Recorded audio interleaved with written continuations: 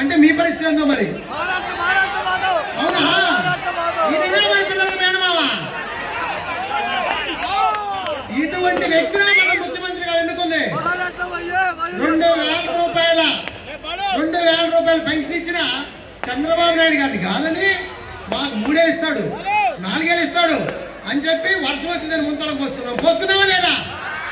తప్పేది అందనా? మరి తప్పును సరి చేసుకోవాలా లేదా?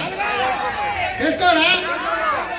అక్కడక్కడ కొంతమంది వైఎస్ఆర్ పార్టీ వాళ్ళు రోజు టీవీలో ఊదర కొడతా ఉన్నారు. ఏమని? సరే మేము 15వ తేదీకి జీతాలు ఇవ్వలేకపోయామంటున్నారు, ఆంధ్రప్రదేశ్ అప్పులు పాలైపోయింది అంటున్నారు, మరి ఏం చేస్తాం, రోడ్లు గుంటలు ముడుతున్నాయి అంటున్నారు, మా దగ్గర డబ్బులు లేవు, ఏం చేస్తాం అంటున్నారు. అన్నారా లేదా? మీ ఊర్లో రోడ్డు వేసారా? రోడ్డు మీద ఇంత మట్టి వేసారా? ఏమీ లేదుగా. ఇప్పుడు ఏమంటున్నాడు, 15వ తేదీ దాకా నేను జీతాలు ఇవ్వలేకపోతున్నాను, డబ్బులు లేకపోతే ఏం చేస్తాను అంటాడు.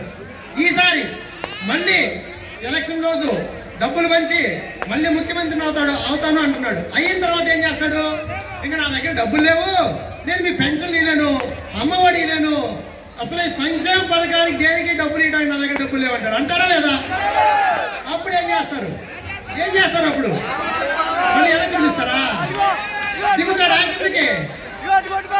మరి అటువంటి వ్యక్తిని మనం ఓటేయడం కాదు, మనం లాంటి ఇంకొక 20 మంది, 50 మంది, 100 మందికి చెప్పి మరి ఓట్లు మనం మార్చాలా లేదా?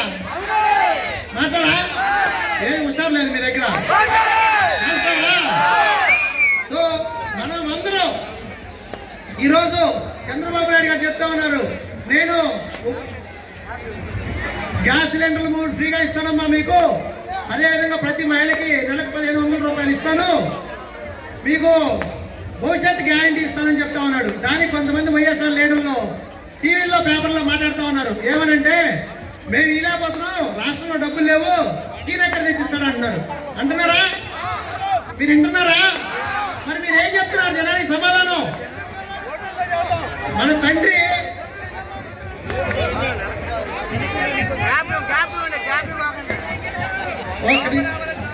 సమయం ఉందా?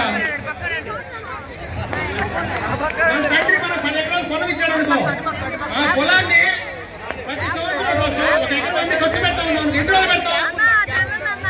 అవునా? అదే రోజు కష్టపడి పొలంలో పంట పండించి ఆ డబ్బులు